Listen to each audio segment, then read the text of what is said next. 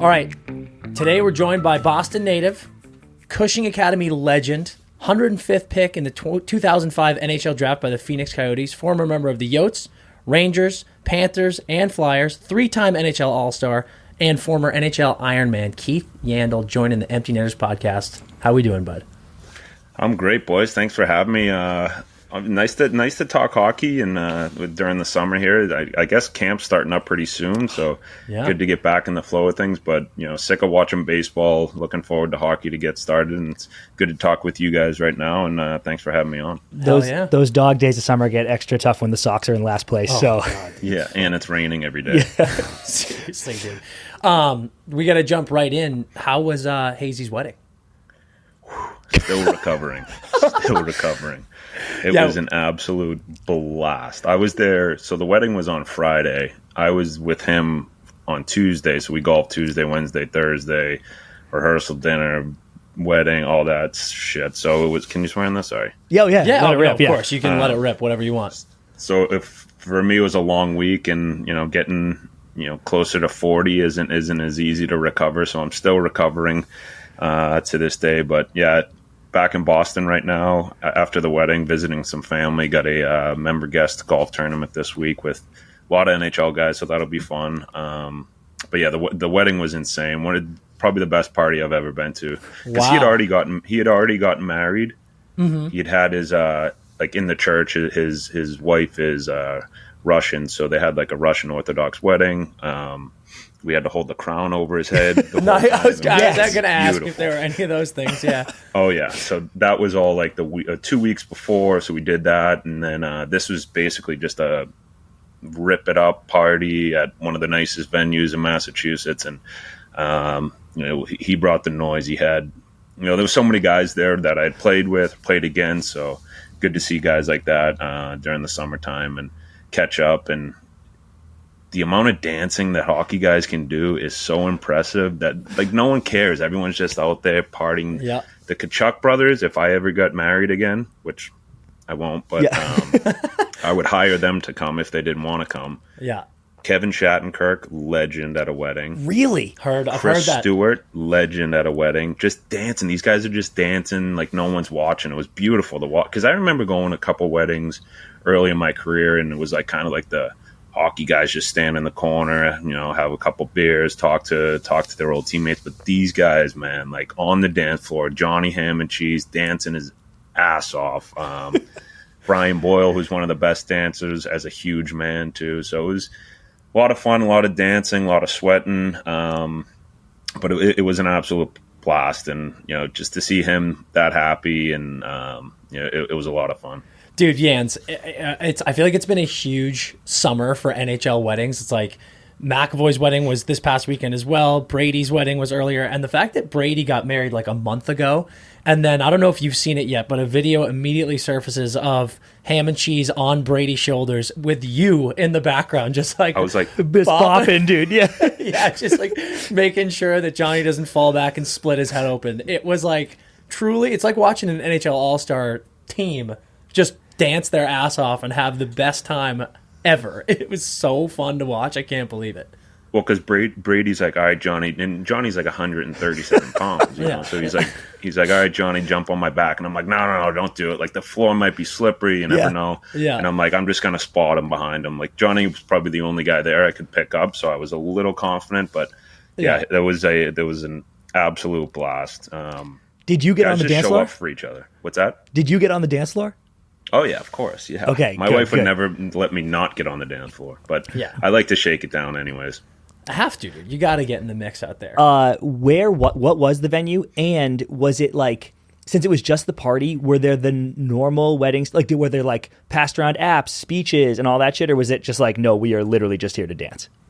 No, they did that because the actual wedding, like the Russian one, was probably only like 40 people. This one was, I think, like 260 or something like that. I could be wrong, but so yeah, there was speeches. It was everything a regular wedding would have. It was just a 5-10 minute ceremony that one of our friends got ordained to do, and he did it, and he was like, all right, I'm gonna wrap this up, let's go party, and that's what we did. There you go. Dude, Zegras recently said that Shaddy is a wedding all-star, so I gotta know why he is held in such high acclaim. Like, what is it about him that makes him such a good guest? I did not see him not on the dance floor, and I don't know what it is with hockey guys, and I could never do it because I always had a bag of milk body, but all these guys take their shirts off. Every guy has their shirt off, dancing, tattoos. I'm like, fuck, I wish I was this cool and this ripped. But Shaddy's just that guy. Like, you look at him and you think he might be like a 45-year-old guy, and then he gets on the dance floor and he did not stop dancing the entire time. He was outstanding. God, covered in sweat, dude. I've soaked through. I've ruined a few suits at a couple of those weddings. Yep. That is such. You just gotta love that. I feel like there needs to be awards for wedding MVPs because you can make or break a wedding if you get the right guests there who are just ripping the dance floor, getting everybody involved, have specific dances that you do. It's just like it turns it up to 11. Is Shaddy your MVP if you were handing it out? He'd be up there, but also the kid who got ordained, his name's Chris Kowalski. We call him Killa. He's like 6'8", but he played basketball and baseball at BC with these guys, and he's like the type of guy, he gets everybody on the dance floor, but he'll bully you up on the dance floor. He's like, hey, grab you by your shirt. He's like, let's go. And 10 minutes after you finish eating, every single person was on the dance floor. Oh, God, I fucking love that. Perfect. So he might have been, him and Shaddy are my 1A and 1B. Yep. There you go. Dude, do you know if there was any crossover with the McAvoy wedding? Because there was part of me that was curious. Like, there's so much Boston representation like someone there. got Like, doubled up. Shaddy's actually one that I wouldn't be surprised if Shaddy went from Hazy's wedding to Charlie's wedding. I didn't ask too many guys. I know Chris Wagner was going to it. I would imagine there'd be a few guys that went to that.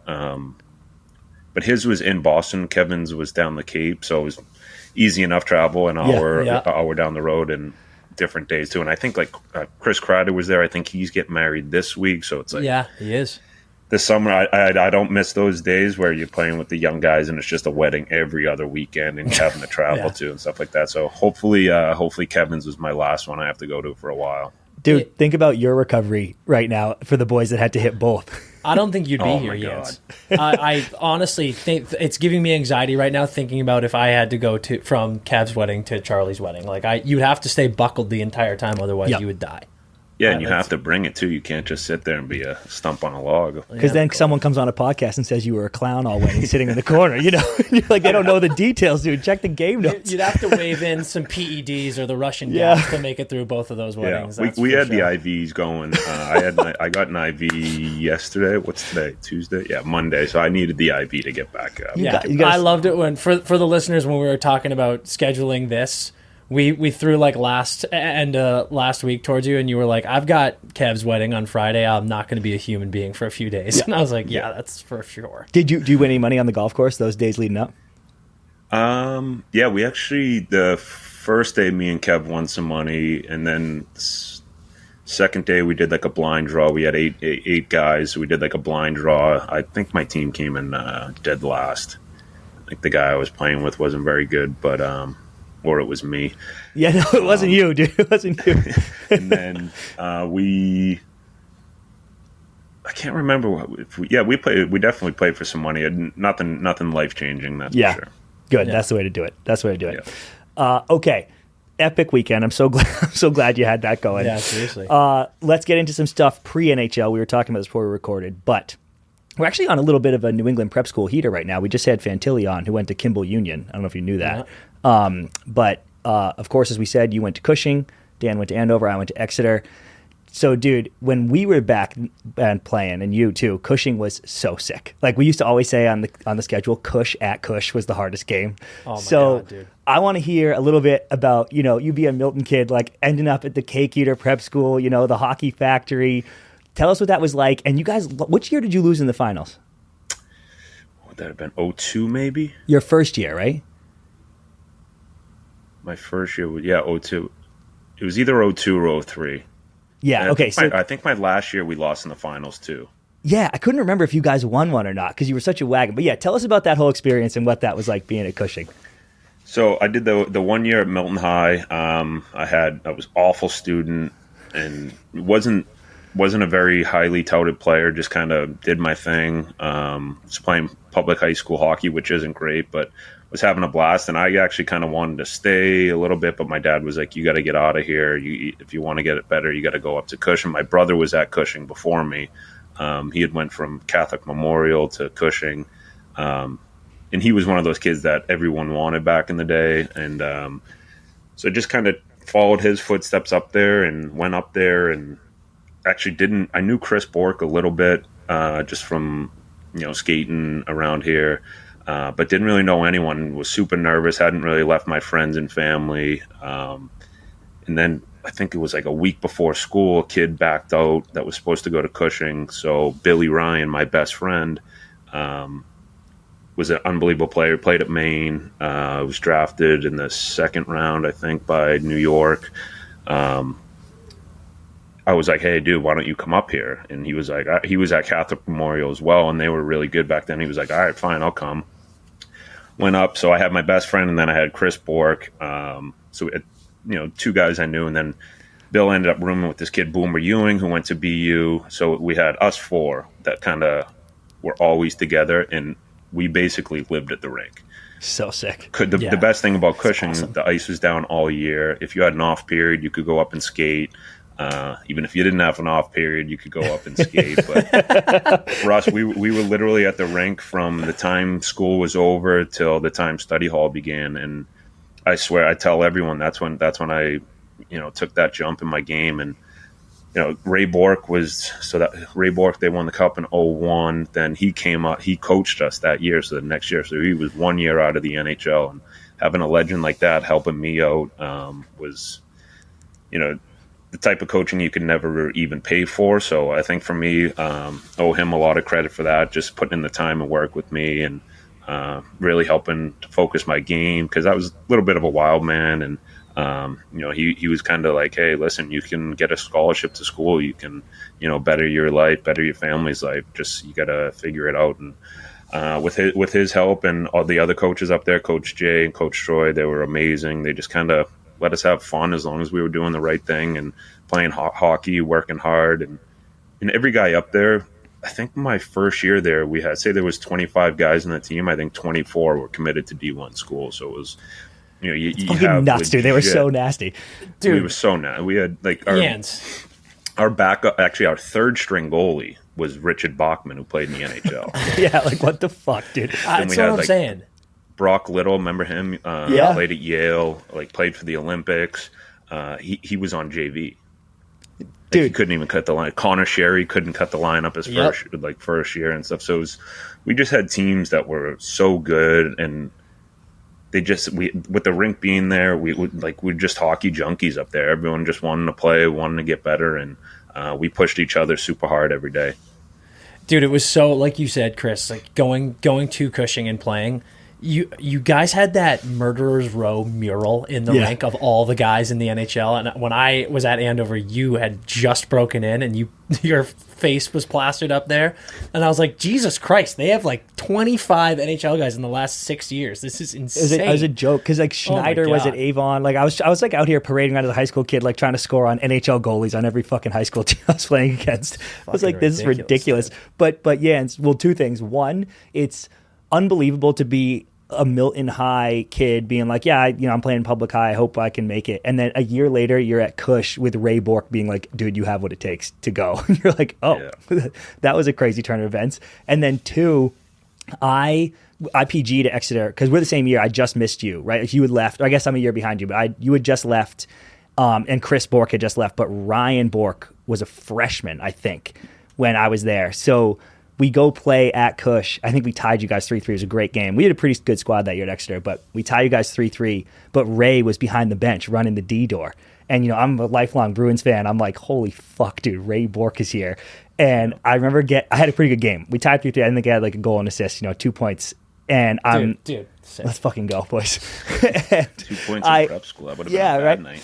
Yeah, so true. Actually, you're like fucking good. So night, I go down the handshake line, and Ray's last, and I was like, I don't know what to say. I want to say something, but I don't. So I'm just like, hey, good game, coach. I always wore 13 and everything. And he shakes my hand and he goes, how'd it work out there? 1-3, and slaps my ass. And I was like, this is an all-time day, dude.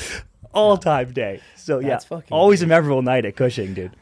Dude, keeping That's it how with he like was though. Like Ray was the best. Like he's 1 year, and he was at practice, and they lived in Topsfield at the time, I think, and he would drive an hour and a half every single day in the middle. You know how it snows up there in Yeah. Ashburnham. Like he's driving in awful conditions, and he was there every single day. And it's hard for us not to be like, okay, we got to put in the work if this dude's driving an hour and a half to watch to help us out. So it was pretty special having him.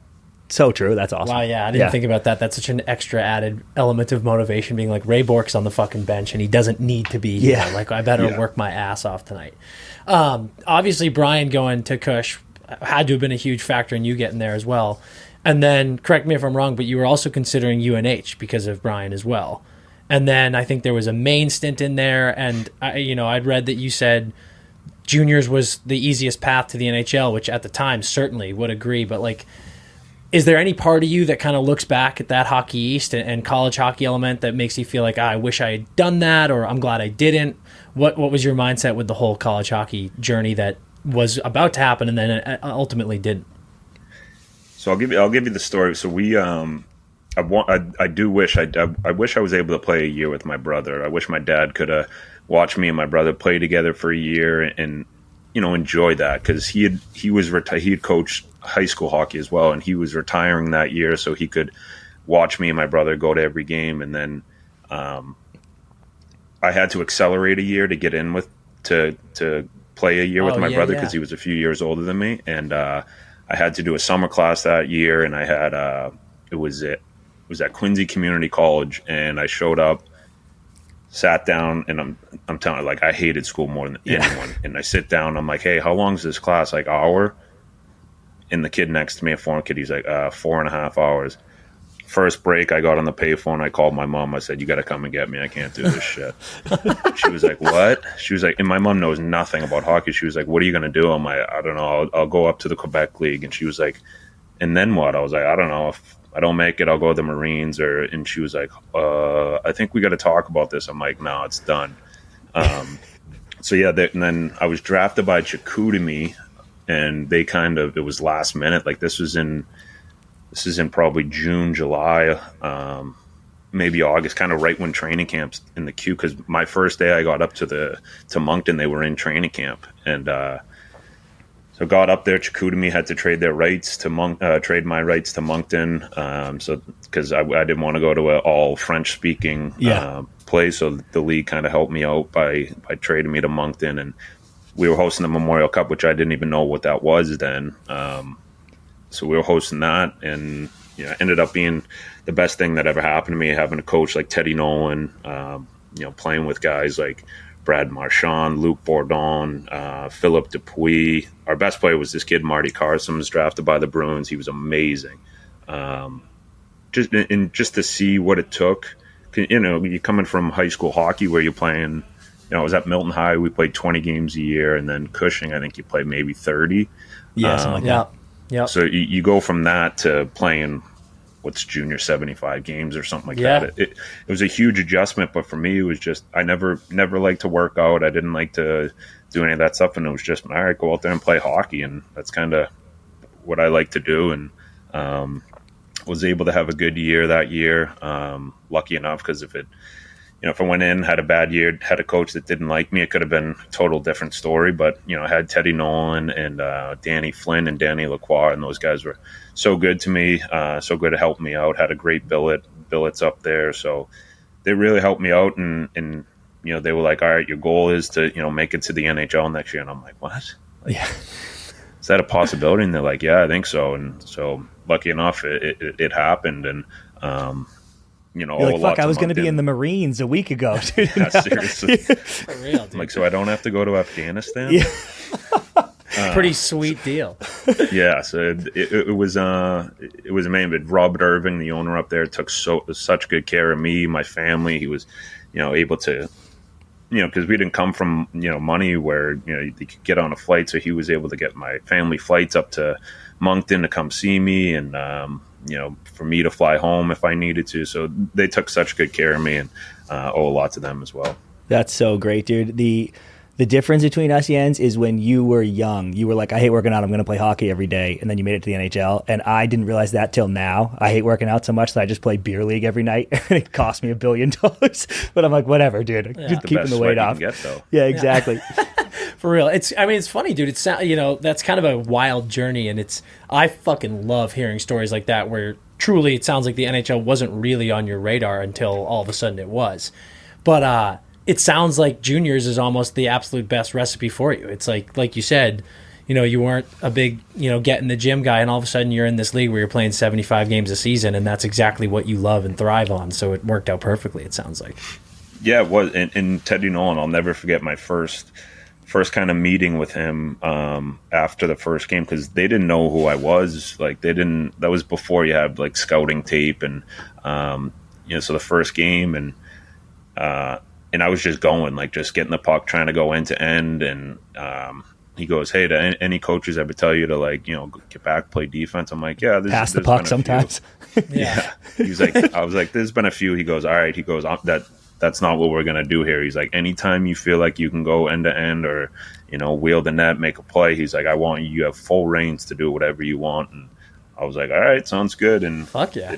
It helped me out. Our team was unbelievable that year. We won the Quebec League, lost in the Mem Cup finals to Quebec, who had a wagon. They had Radulov, Vlasic. Their goalie was unbelievable. So it was that was a tough loss, but it was a fun year, and we kind of learned how to be a pro, and I think it helped me with that next step. Yeah, no doubt. And I mean, talking about that next step, dude, like, you make it to the league, and then I feel like quickly, you're like a defenseman of the year in the AHL, all-star, and then bang, you're in the NHL. And then I know you've talked about it a million times, but next thing you know, you're becoming the NHL Iron Man. And like, I don't need you to go through all the stories of that, because I know you've talked about it, but the 9 teeth and the heel. Yeah, for real. I mean, like, dude, you battled through some insanity. But was that moment when you broke it, right? Like, when you became the NHL Iron Man, how much of it was on your mind? Like, were you going into every game being like, oh, damn, I'm getting closer? Or were you kind of just like, nah, dude, I'm just playing like I always play, and I'm just battling through stuff because that's my game? Yeah, so a lot, especially earlier on, I had no clue. I didn't even know. It was kind of, I'd say up until maybe like 500 in a row or 600 in a row is when people started talking about it. But I do remember one incident. We were playing in Vancouver. I got hit from behind by, what's his name, Dorsett. I think he like tripped me. I went in. I got like a real bad bone bruise on my knee. I couldn't even walk. And Dave Tippett, we were playing in Edmonton the next night, and I was on the trainer's table. He's like, how you feeling? I'm like, I feel great. He's like, to the trainers, he's like, do you think he's going to be able to go? And they were like, nah, probably not. And he was like, and Tip had a streak going as well. I think he was 400 and something games, and he said he missed one game. And then he was like, I regretted that ever since. He was like, listen, he was like, I want you to just play. Give us how much. He was like, you can go out there on the power play, play power play, see how you feel.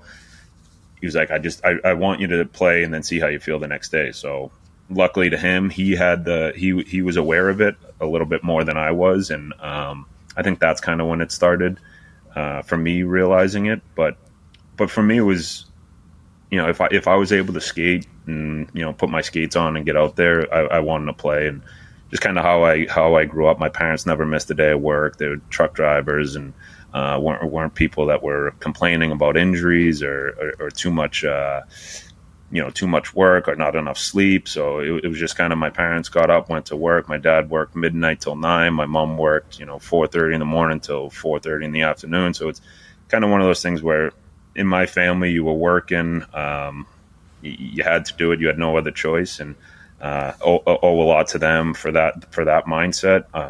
But yeah, there was, I think when it did happen, it wasn't like a sign of relief, because I think deep down for me, I felt bad for Cogliano when he got that. He was ahead of me. He got that 1 game suspension.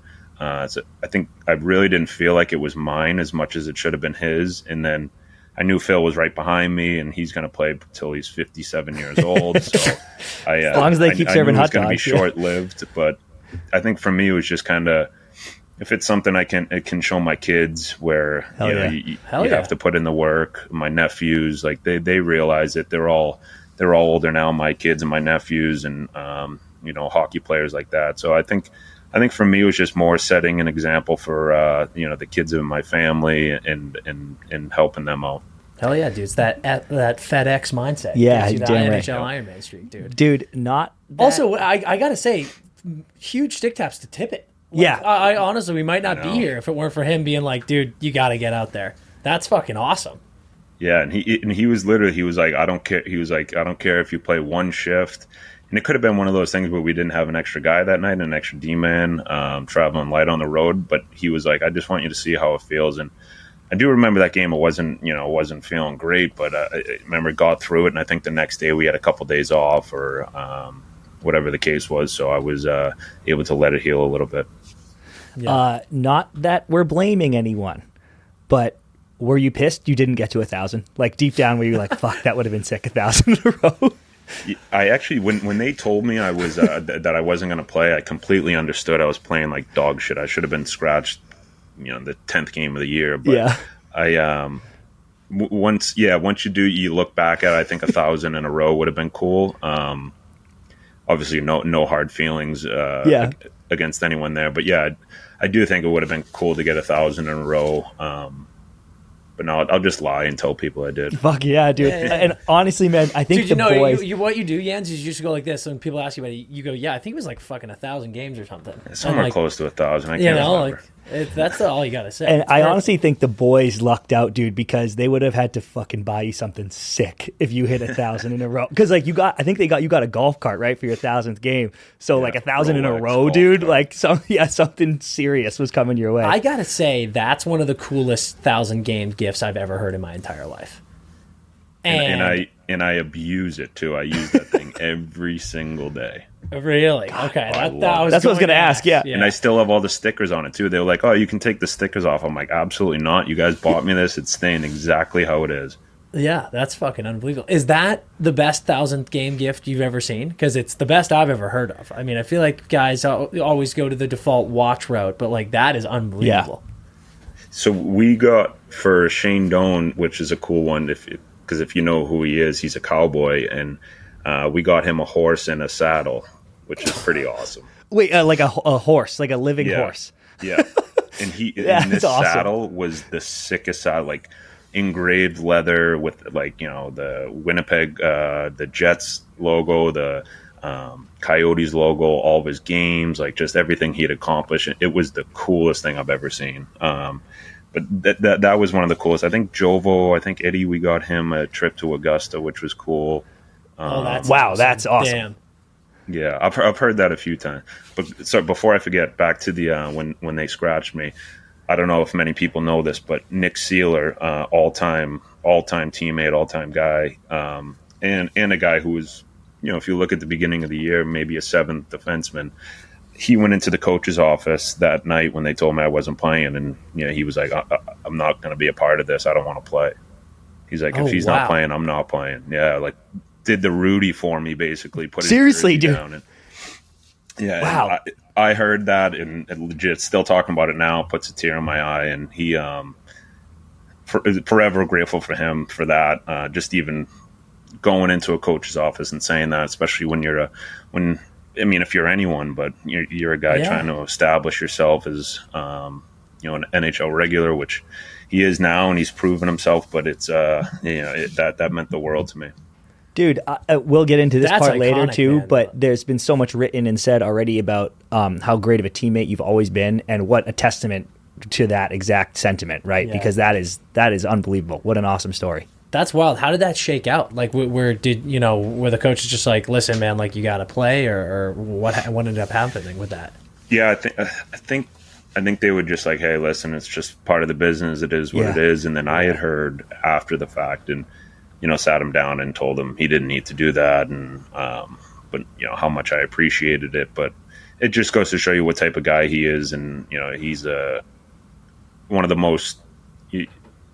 All he cares about his team. All he wants to do is the guys to have fun, smile, and if you're making fun of him, as long as everybody's laughing, he doesn't care. Just one of those guys. And you look at him on the ice too, and He'll fight anyone. He'd fight his mom if he had to on the ice. I remember we played Minnesota and end of the year, nothing, like we were a million points out of playoffs. I think they were as well, and we're at the face-off, and I see him squaring up with Delory, and I'm like, oh my god, dude! Like, you don't need to break a hand before summer and ruin the golf game. Like, come on! But just shows you what type of guy he is. Just a sandpaper, guy I would take on my team any day and go to bat for the rest of my life. Yeah, fucking awesome, what dude. A beauty. Awesome. Okay, so then I want to get into retirement. It was so funny because you retired with the boys at Chiclets, amazing, and then PK and Chara same day. You all retire within 8 hours of each other. Do you remember? I was trying to find the timestamps on their tweets and the Chiclets episode dropped. Do you remember who was first? I don't. I think I remember there was like I had knew the whole time, and I think I had talked to my agent. I'm like, what are we doing? Like, when do I tell people? And because I had already everyone around me knew that I wasn't going to play. Yeah. I knew that at the end of the year, like all the guys in the Flyers knew. I think we played the Senators the last game. All those guys, I don't know how they knew. Kevin Hazy must have told Brady, Kachuk, and all those guys came over to me after the game, which meant a ton, and gave awesome. me, handshake, hug, which was, emotional, but just goes to show you what, the NHL best league in the world, and these guys really do care, even though you're going to battle every night. But that night, I think it was whenever say they come out on a Wednesday. I think like Monday or Tuesday, I texted Biz and Whit. I was like, hey, if you guys want to say it on your podcast that I'm retiring, go ahead, or tweet it out or something like that, because I don't have that. And they were like, hey, we're doing an episode Wednesday. Why don't you just come on and do it? And I was like, all right, perfect. So I think that must have been a Tuesday night we did that. And then when it came out, and then, I do remember Z and PK the same day, but I don't know who was first. You're like, what the fuck, boys? Like, I have my big announcement. Jesus Christ. So no, I could care less. But it was funny for us, for fans and shit, because it was like 3 Hall of Fame caliber defensemen on the same day. Jesus. We're all retiring, and it was like, what the fuck is happening? There was too much going on at once. It was insane. And by 3, you mean 2? PK? No. We mean 3. We mean Chara. I don't think Chara has a shot, if we're being honest. He might get it. Yeah, maybe. So you retired. We talked a little bit earlier about you be down in Florida, and I know you get back to Boston every year for the Bunker Hill Day Parade. Other than that, and like something like Hazy's wedding, are you ever coming back up east, or is it pretty much Florida all the time now? No, so I'll be Florida all year, and then when the kids get out of school, we go over to Nantucket. Just bought a place over there. Well, bought it a year ago, and it just finished in April. So now we'll spend our summers there and enjoy the island time, which is I never went over there as a kid. I think like 4 or 5 years ago I went over, and I'm like, have you guys ever been to Nantucket? Yeah. Oh hell yeah, it's the best place in the world. Yeah, so I was like, this is the greatest place in the world. I need to buy a house here. And then once we knew we weren't gonna live in Milton, sold my house there and bought in Nantucket, and now we'll just go Florida to Nantucket. Yeah. Are you by Whit over there or no? Very close to Whit. Nice. That's beautiful. Yeah, probably like 2 miles. Dude, what is it about the Bunker Hill Day Parade that made you and the fam go there every year? So all my family's from Charlestown. Everyone's there, and it's just one of those things. Every year as a kid, I always look forward to going to it because my dad's got eight brothers and sisters. Obviously you don't see each other every day, or especially when you're away playing. You miss people, and my aunt Anne Marie, who it's at her, everyone kind of goes to her house and then watches the parade up the street, and just seeing them and my aunts and my uncles, they don't care about me as a hockey player when I played. All they cared about was how I was doing, how the family was. So I think especially Charlestown has that. It's so welcoming, especially having blood from there and all my family being there, that when I go back there, it's just you Keith, and no one's talking to you about, hey, you should have shot it on the power play, blah blah blah. So it's just shoot the puck. Everyone catching up. Yeah, so that's probably my favorite thing about it, is just seeing people that you grew up with, seeing how everyone's doing, watching everyone's kids get a year older every year, and and just keeping tabs on people. But it's one of my favorite days. I actually missed it this year because I was away for a lacrosse tournament, which was sad. But it's definitely one of those days I have circled on the calendar that I love going to see my Aunt Anne Marie and the rest of the clan. It's kind of like an unofficial family reunion. That's perfect. It definitely is, and everyone there we eat the same thing every year. My uncle Bobby makes these chicken salad sandwiches. Everyone kind of brings something, so I legit look forward to those chicken salad sandwiches all year. And Reese's tarts, so it's definitely a lot of fun. But I'm going to see them all Sunday, which will be nice to catch up with everyone. That's fucking beautiful. All right, I want to get into some of the stuff that we're looking forward to this season. But a perfect one into that is, what do you think about the Karlsson trade? I feel like that is a huge blockbuster move that puts some like legends on the same team for one last ride. And as an offensive D-man, looking at maybe the best offensive D-man of this past season, going to play with Karlsson and Malkin, I'm curious your thoughts on that move. I love the fact that Dubas came in and. You obviously you realize that Sid, Gino, Letang, they obviously show no signs of slowing down, but obviously they're getting older, and their window, say it's 3-4 years, whatever it is, they got to capitalize. And for what they've been able to do for that city since, people forget, especially the younger crew, like that. I remember my first year, like it was like that team's going to move to Kansas City, and if Sid doesn't come in and do what he's done the last 18, 19 years to put that city on his back. They got a brand new arena. Like the rink was falling apart there. I remember my first couple games playing in the igloo. Like you flushed the toilet. They didn't have urinals. They just had toilets. You flushed it and the water would squirt back at you. So it was just the Sid effect, legit. Dude. Yeah, it was like Alcatraz in there. But you just look at what those guys have done every year. Just been so like. They're in this is the first year they missed the playoffs, right? And yeah. His whole career. 17, 18 years. So what that's done for that city, I think they deserve every opportunity and, to go out on top. And, I love the fact that Dubas came in and made a monster deal. And, you're not just bringing in a guy for 1 year. I think Karlsson's got a few years left, right? And it's, he's a horse. And, if you look at that power play, hopefully they go 2D because you can have Letang and Karlsson out there, a little bit of old school 2D, which I always enjoyed. But I think it's going to be special for them. Obviously that no one's going to hand them the cup, and they're going to have to work for it. But those guys have worked for it for the last almost 20 years. Yeah, and realistically with those two, if you go 2D, it's 5 forwards on the ice. Yeah, right. That's like, those two are as gifted as anyone else. It's ridiculous. Yeah. It's also nuts, man. Like Dubas makes that move, and to get a guy with an $11.5 million cap hit and somehow lose $3 million on the overall cap is like, that was a monster trade. And people talk about how Pittsburgh was struggling defensively last year. Adding Karlsson's not exactly adding Zdeno Chara to your team, but end of the day, they're better now, and you've got a weapon on the blue line. So it's a huge statement coming in. He's been the GM for what, 2 months? Something like that. You do that, so that's fucking great. And I think you can find guys too that can help. Like you got Brian Dumoulin, who's one of the best shutdown guys.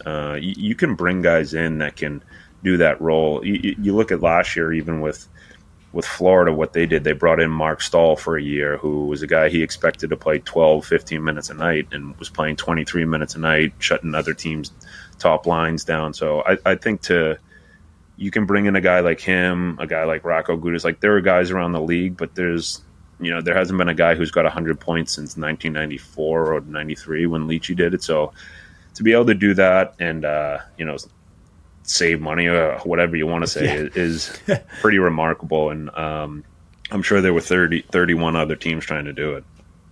Absolutely, dude. Yeah. And you just brought up the Panthers. What was that like, kind of watching them go on their crazy run this year? We do having so many boys on the team and have just played with those guys. What kind of emotions were you feeling there? It was unbelievable, and especially being in Florida and knowing, because it's not that hockey market where everyone's fully invested all year, but to see the hype around the city and to see the, people come out of the woodwork, which, in Florida, it's 80 degrees all year. You can, there are other things to do rather than go to a hockey game, right? If you're in Minnesota, the warmest place in the entire state is probably the rink. So it's like people are going to go to the rink. But if you're in Florida, like the buzz that they had going in, and the Heat were in the finals too. So like both teams just kept going. Both 8 seeds, beating 1 seeds. No one gave them a chance to, and to see what they did, to see what looked like just like a full team chemistry, guys bought into each other, and I give a lot of credit to Matthew Tkachuk. What he's done for that team. Obviously, Ekblad, Gudas, guys that have been there, Verhaeghe, but they just had guys stepping up. Montour, who we talked about earlier, it's just one of those things that they were so good at the right time, and Bob finding his game, when he needed to, was awesome, and I hope he can continue that this year, especially because playing with him and being down there, how hard he works, and I think he deserves what he got in playoffs. So hopefully they can do it again next year. Obviously, it's a different task, different year, but if they just stayed healthy a little bit longer, I mean. Obviously, Vegas was a weapon. They were unbelievable. But I think, if they can stay healthy next year and put in that type of effort, and I remember saying it before the playoffs started. I'm like, these guys have been playing playoffs hockey for the last 2 months, just trying to get in. Like, they're not going to be an easy out. And then they're playing the Bruins, who just had the greatest season of all time, but they didn't have any adversity all year. So it's like, I think just the chips fell into their into their pocket, and they ran with it. They weren't given anything, but they were amazing, and I think it's going to really help the hockey down there now that they have the new rink going downtown, the practice rink. Hopefully a game rink comes soon down there. I think that'll change it a lot, but it also shows guys around the league, everyone's going to want to play there. Obviously, the weather, the taxes, the lifestyle. It's an amazing place to play, but I think even more so now, especially from what they did last year, it's going to help them. They get to play golf with you. You're down there. Yeah, hit the golf cart. Dude. Part of the pitch. But for real, we had the same thought. We're Bees fans, obviously, and it was like that was the one team I didn't want to see in the first round. I was like, please, not the Panthers, and then bang. Do you have any dark horse teams that you're looking at this year that you think might make a run? This year, I think, I don't even know if it's that big of a dark horse, but I think Jersey's and saw Tommy Fitz at their GM at Kevin's wedding. I think that they're going to be a wagon this year, and I was on them a little bit this year when they were on their run, but I forgot Tommy was their GM. So and now that they have, who did they bring in? So they signed his name, Maya, right? He re-signed. Yeah. And then they also traded for Toff. They got Toffoli now playing. Yeah, Toffoli. That's another. That's a huge ad. Huge ad. Yeah. And just quietly too, like the way Dougie Hamilton play. Like I think that they're so deep. If they can get the goaltending, I think they're going to be a scary team. Dude, for sure. And also, like, Schmid is like. He came in the playoffs and he won that Ranger series for them. And if he all of a sudden steps into that first role and is like, no, I am this good. This past weekend I said that they are my surprise. Someone said, like, you're way too early to call a pick for the Cup, and I was like, I think it's the Devils. Like, they are a wagon. So they're only getting better too. They're so young. It's crazy. I think the way Tommy Fitz, like, he'll load up at the deadline if he has to. He's not afraid to do it. Like, I think the way that the GMs nowadays are, none of them are afraid to make a deal. Like, it's everyone wants to win, whether it's 1 year from now or this year. Like, all these teams, everyone wants to win. There's no more just happy to be making the playoffs and stuff like that. For sure. Dude, I had just a quick one, like, hearing about, naming all these teams, hearing about you playing in Florida. Was there ever a part for you towards, those last, we'll call it 5-6 years of your career, where you wanted to go to Boston or thought you might be going to Boston? Because, as Bruins fans and being in the area, I feel like every trade deadline the last 6 years of your career, your name was brought up. And obviously being a Boston boy, it was like so many fans were frothing at the mouth for that reality. So I'm curious what it was like on your end. Yeah, it seemed I think you're 100% right. It seemed like the last 6 years it was every year, but I think the main one too, or one of the main ones, was the year I got traded to New York. Yes, dude. That was it. That was the huge that year. That was kind of the first one where it was like, I think it came down to either Boston or New York. And looking back, I'm happy it was New York. Our team was unbelievable that year. Yeah. But even my last year when I signed in Philly, I was going to sign in Boston, and it literally was a coin flip. I talked to the people that matter to me, my brother, my dad, my wife. They wanted me to play in Boston, but looking back, I'm happy I signed in Philly just because what happened with Hazy's brother and being able to live with Kevin that year. I think I think someone upstairs told me to sign there as opposed to signing with the Bruins, and so definitely no regrets on any of that. But I think it would have been cool, but it would have been a lot. Like, my dad's got 1 million friends, my brother's got 1 million friends, so much family. Like, you have a bad game, you go into the grocery store, like someone's saying something to you. So I think it would have been a little bit more of headaches than it would have been, not a headache. So I think for me it was, I wish I had, but also you can't dwell on it that I didn't. Yeah, dude, it makes sense. Never think. Well, not to mention you would have had a fucking 1,000 people asking you for tickets every single game. Would have played for free. You always think of that glorious side of going playing at home, but you never think of the logistic nightmare. Yeah. I also love Jans is like, so I asked the people who mattered to me, they all said Boston, so I said, I'm going to Philly. See you later. So I listened to none of them. They were like, perfect, thank you, I'm going to Philly. How are you? That's so good. Oh, okay, so I want to talk a little bit about, actually, before I do that, I really wanted to ask you this. Settle one debate for us, because we did this funny blind rankings of goalies in the league right now, current NHL goalies. And I almost don't even want to paint it for you, but I have Otter super high, and I was getting dogged for it. But I know you were on PMT a month or two ago, or whatever, and you were saying some really nice things about Otter. So can you give us, top 3, top 5, whatever you think, current NHL goalies right now? He's definitely my top 3 in no order. You got to go Vasilevsky. I think just what he's done, so my thing as a D-man who didn't like to get hit, I like the goalies that can play the puck a little bit. Yeah. Having Mike Smith, I think, saved my career by about 4 or 5 years. So I do like a goalie that can come out and play it. But yeah, for me, it would go Vasilevsky. I'm putting Ottinger and Shesterkin. Okay. I was wondering if Shesty was going to crack the top 3. I was wondering if Sorokin would, because I'm a big Sorokin. No, I hate the Islanders. I played for the Rangers. Yeah, that's fair. That's fair. That's very fair. That's very fair. Okay, so, dude, we had mentioned, I can't remember if we were recording yet, but we had mentioned earlier, The Athletic did that great article on you a couple years ago of you being the greatest teammate ever and the funniest guy in the league. And I heard the Big Cat and PFT boys you told them you hadn't read it. You were like, I've never read it. And you were like, I might read it after this episode. So my first question is, did you read it? I didn't. Still no? For it to come out an audio book.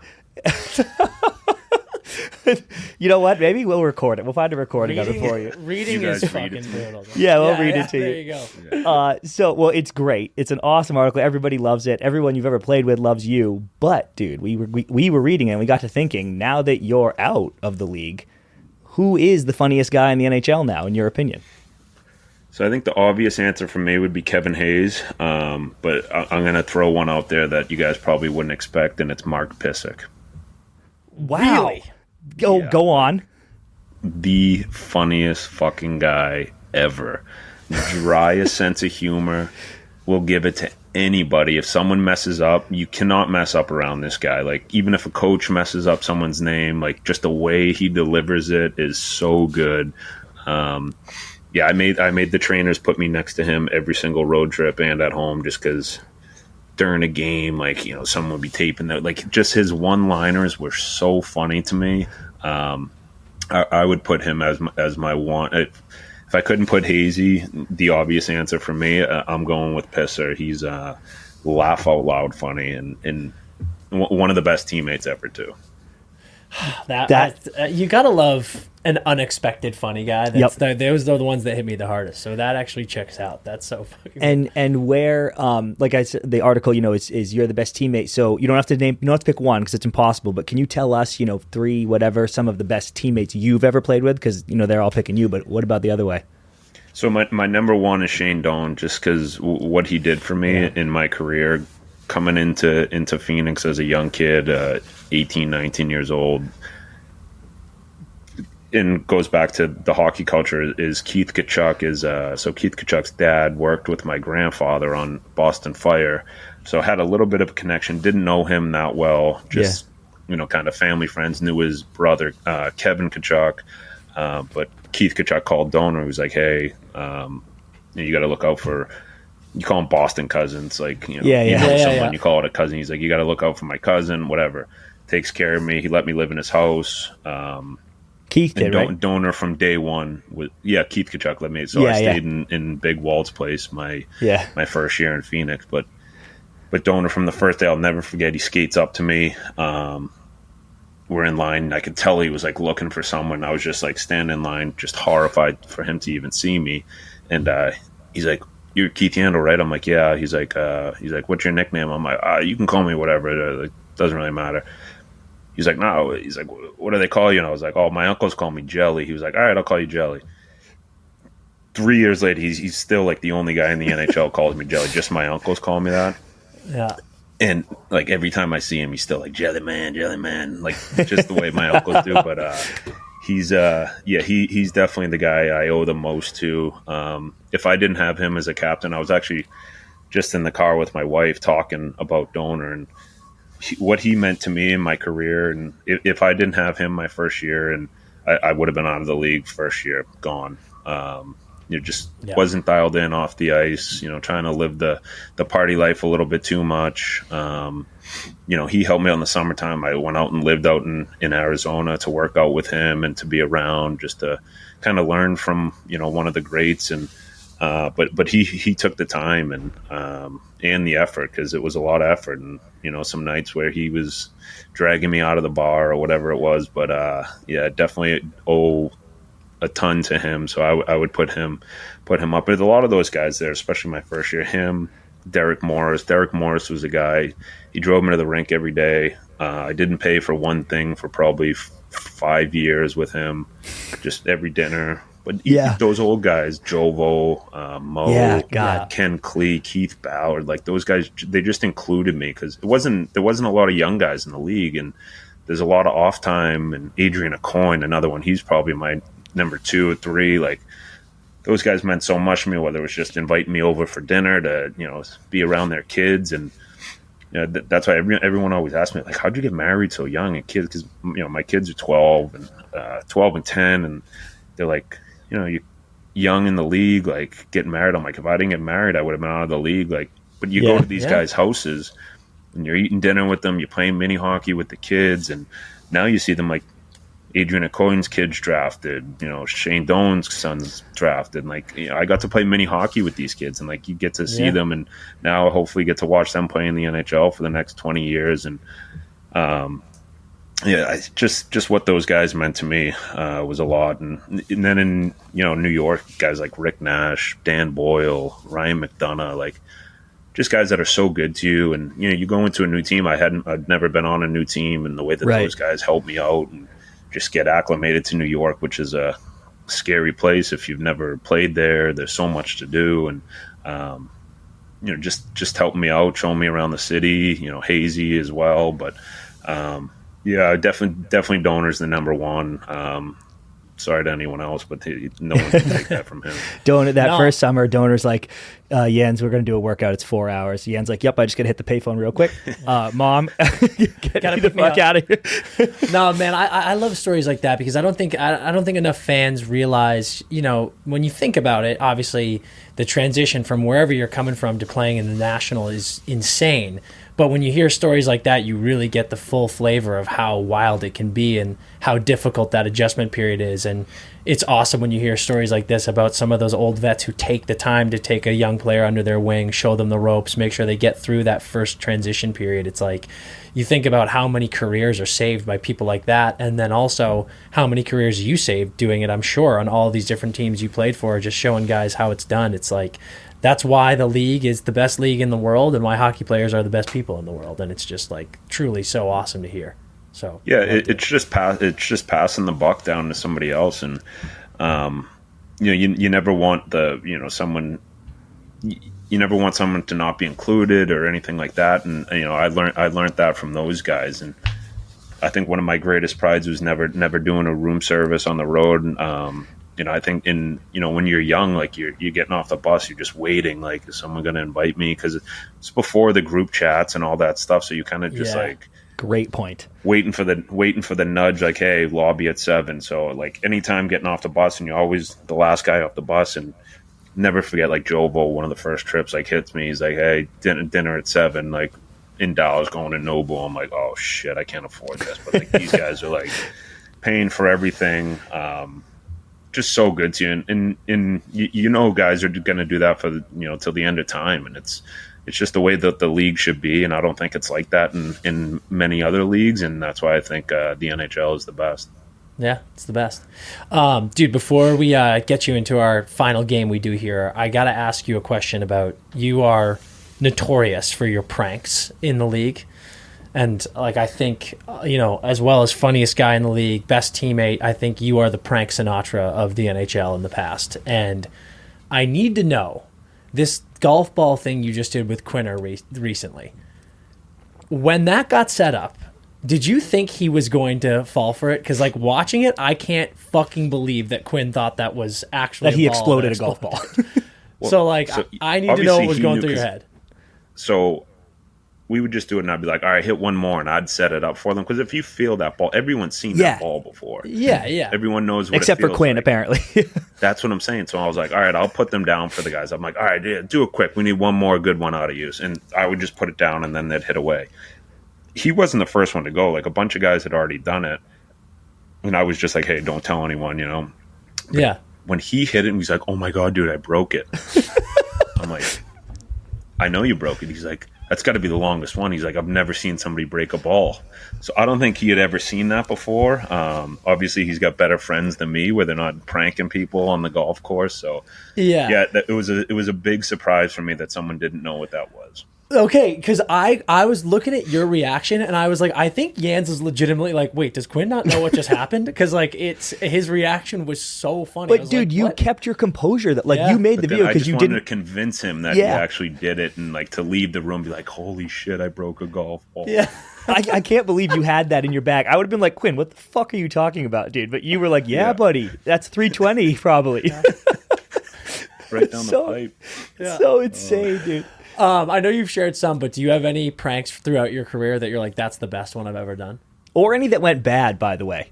None went bad, because nothing was like malicious or mean or nothing. Yeah. A good one was, I think it was my first year in New York, and when we lost, it was like you do the exit meetings with the GMs, and you get there, and it's usually by like, games played, whoever gets to go in. And I walk in, and like Rick Nash is waiting there. I'm like, who are you waiting for? He's like, JT Miller. I'm like, Millsy's in there? And I love Millsy. He's one of my best friends. Like, Millsy's the best. Yeah. I'm like, Millsy's in there right now? He's like, yeah. So I went in, grabbed his car, drove it, and put it on the highway. And then Hazy came and grabbed me and dropped me off. So Millsy gets back. He was like, dude, I'm in a rush. I got to get back to Pittsburgh, whatever happened. So he was just going to drive home right after, but wanted to hit the road. So then he needed about 35 minutes to call AAA to find out where his car was. So kind of backfired. Get the call the low jack, dude. You're like, oh shit, nobody tell him. Exactly. That was a good. Oh shit. What did Millsy do when he found out what you did? Was he just like, fucking A, Lan, what are you doing to me, Ants? Every time you just go, you're an idiot. You're an idiot. Yeah.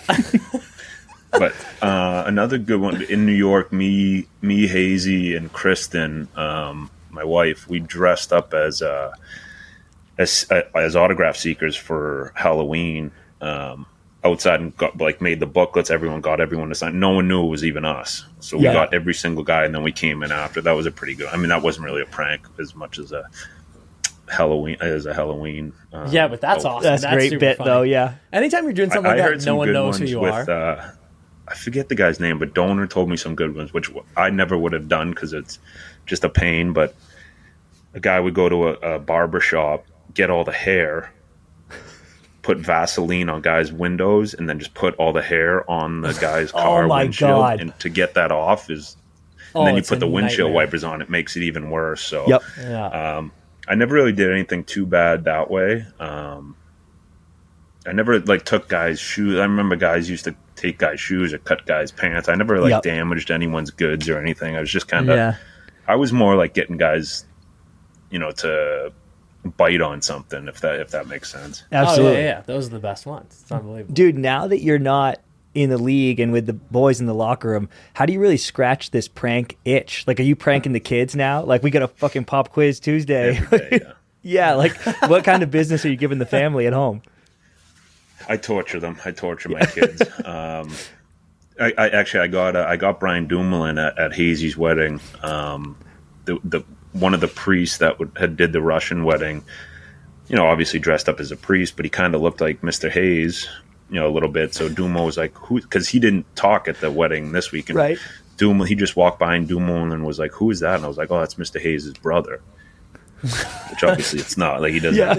He's a Russian priest. I like actually. those type of lie pranks, and then he's Oh, like, me too, dude. Those and then are 30 so minutes later, he came up to me. He's like, I was like, "Hey, I was just kidding. That wasn't He's like, I told my wife, dude. Why would you say that?" But you look up and enjoy Dumoulin's those like type of- shaking his hand, like, "Congratulations, such a beautiful day." Yeah, Bro. Dude, this those are my favorite type of. Okay, yeah. So Score. Jens, this is the last. We'll let you go with this, so that we play this game with everybody. It's called Pass, Shoot, Score, and it's just a ranking system, right? So we're going to give you 3 things in a couple different topics, and you rank them: pass, shoot, score. Pass is your least favorite because passing the puck is cool, but we'd I was rather a like passer, land. though. Yeah, actually, maybe we reverse it for Jens. I'm open to that, actually. Score is the worst for you specifically. Shoot is still second, and pass is first. The Deal. Jens special pass, shoot, score. Yeah, I like okay?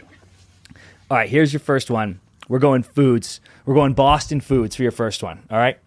So, pass, shoot, score, North Shore beef 3-way from anywhere you want. Cup of clam chowder. I'd say bark and crab, but you can pick anywhere you want. Or an Italian sub at Monica's. Whew. I'm going the roast beef on the score. That's the worst. Is last. I've never had one. I hate. You've never had a beef? Never. Bro. I hate roast beef. So white trash. Wait, how do you know you hate it? You tried it and you hated it, right? But wait, So wait. my aunt, one of my aunts on my mom's side who can't cook, she used to, every time I was over their house, she made roast beef, and there was like, I hated it. I hated going over there for it. Give me the chicken salad. That's one. Yeah. Yeah. There you go. So, hold on. I do you like prime rib? I hate it. Oh wow. Okay, so I was gonna say we need to get him into good North Shore beef, but he actually might hate it. So Okay. No, I hate it. All right. Yeah. All right, pass in North Shore. No, score. in Yeah, North 'cause Shore that's beef. worse. Short, Yeah. Okay. Clam chowder. I'm going with shoot.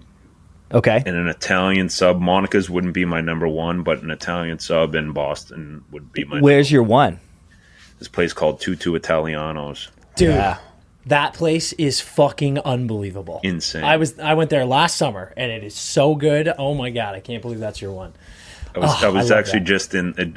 I was just in the North End this morning or this afternoon before this, and it took everything in my soul not to get an Italian sub. I can't believe you didn't, dude. That's some Seriously? willpower. Yeah. Yeah, no, we ate at Giacomo's, but I wanted to get one after. Sick. Yeah. yeah. all right. Bang bang. Here's your next one. This one's kind of bittersweet for us because they all are fucking shit memories. Pass, shoot, score. If you could get any of these back and reverse it into a win. First Giants Super Bowl loss. Second Giants Super Bowl loss. Eagles Super Bowl loss. I'm gonna go with the helmet catch as my one Yep. because that was so the year that's they were undefeated, right? 18, Yep, 19 yep, and 0. Yep. Exactly. Yeah, that's my number one. That one was brutal. The Eagles won second, just because. Yeah, that was off. Such a winnable game, dude.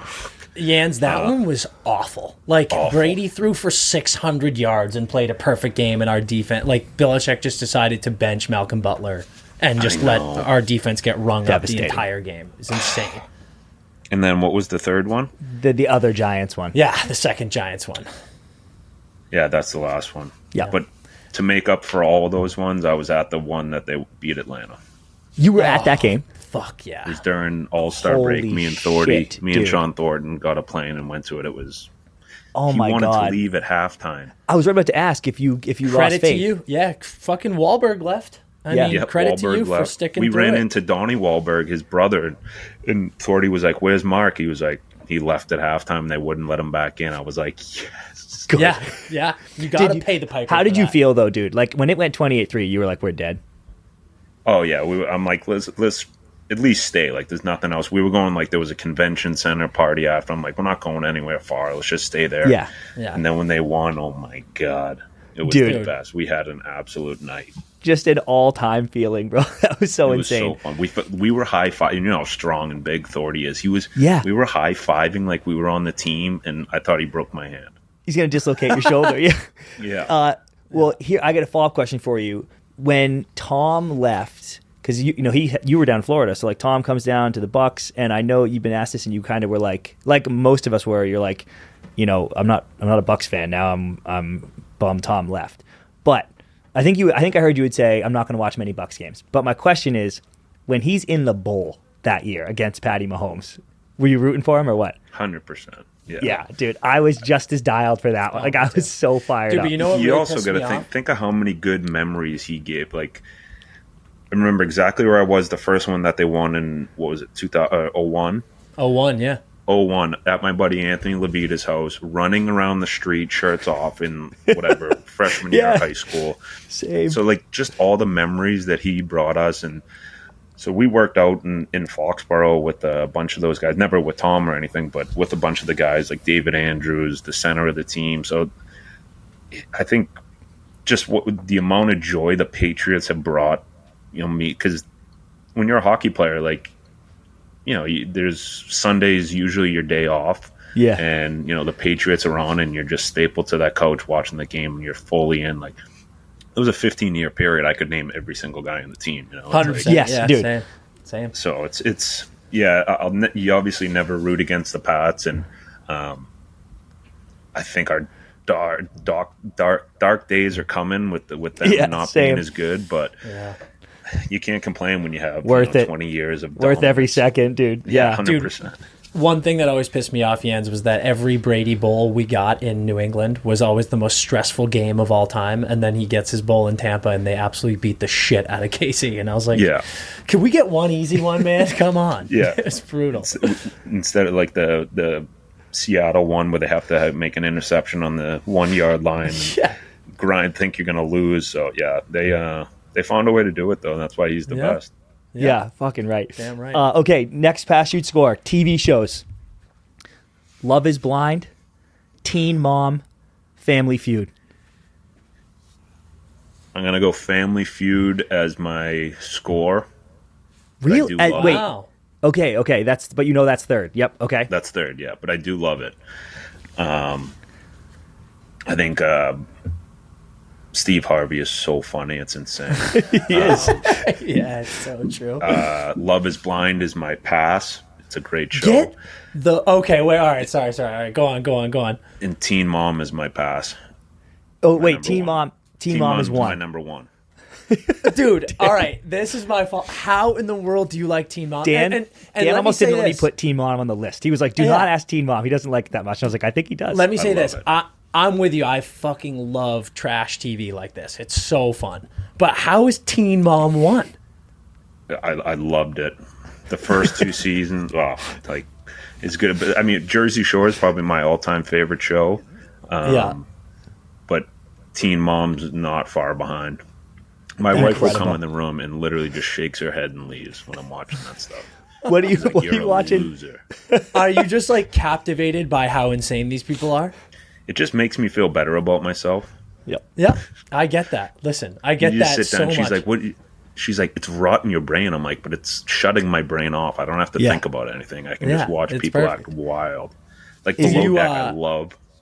Oh, Deck yeah. is great. That's a good one. Yeah. Do you watch Love Island? I do. I watch them all. Yeah, Every Love single Island. trash show. Love Island is my current obsession because it makes me feel better about myself, and I also just love the British element of like these people say and do the most preposterous things I've ever seen, and They're crazy.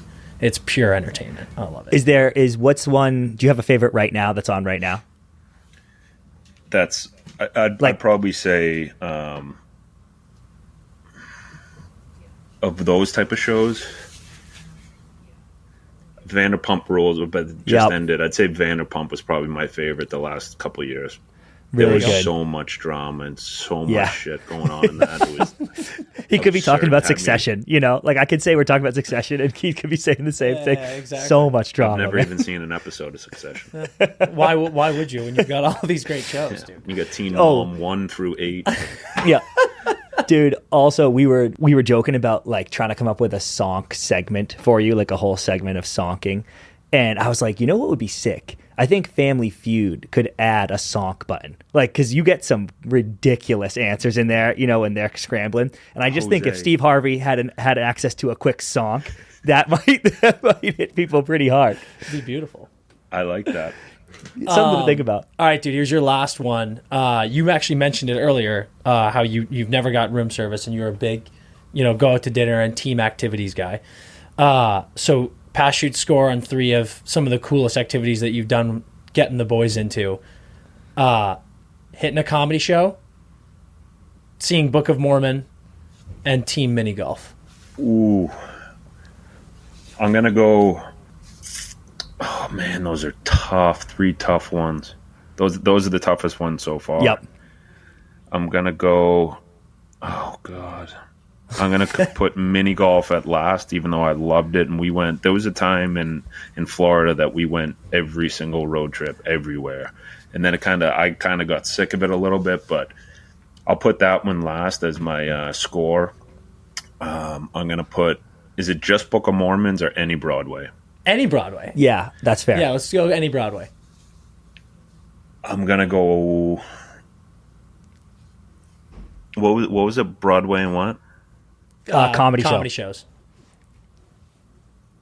I'm going to go comedy shows as my shoot and Broadway as my pass, my number one. I love that. Just saw Book of Mormon for the first time. Fantastic.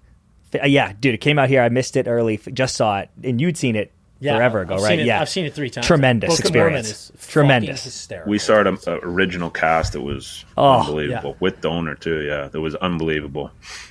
My Did you favorite one, one of my favorite ones is School of Rock. You know the movie School of Rock? Yeah. Yeah. How good Yeah. is that? Have you guys So seen that? good. Yeah. Incredible. Amazing. Dude, I love, it's funny. I reading this, obviously you'd seen Book of Mormon. I was like, that's great. And my follow-up was going to be, are you a Broadway guy? And I'm loving hearing that you're a Broadway guy. I saw every single one of them in New York. Did you ever see Oh Hello, the Nick Kroll, John Mulaney one? No, I don't think that was out when I was there, was it? Dude, it was I don't think you were in New York when it was going, and it was very short lived, but like I think it might be on Netflix. I was right about to say, it's on TV. Yeah. It's so funny. Those two are just check that out. absolute clowns up there. That's fucking great stuff. Well, dude, we've taken up plenty of your time here. This has been an absolute blast. Before we let you go, is there anything you want to shout out? Anything you want to plug or talk about? Not much. It's maybe the only thing. Me and my brother did our hockey camp this year, first one ever. First time we've ever done anything together. We did a camp in Nantucket with young kids. I think it was like 7 to 12, and then 13 to 16.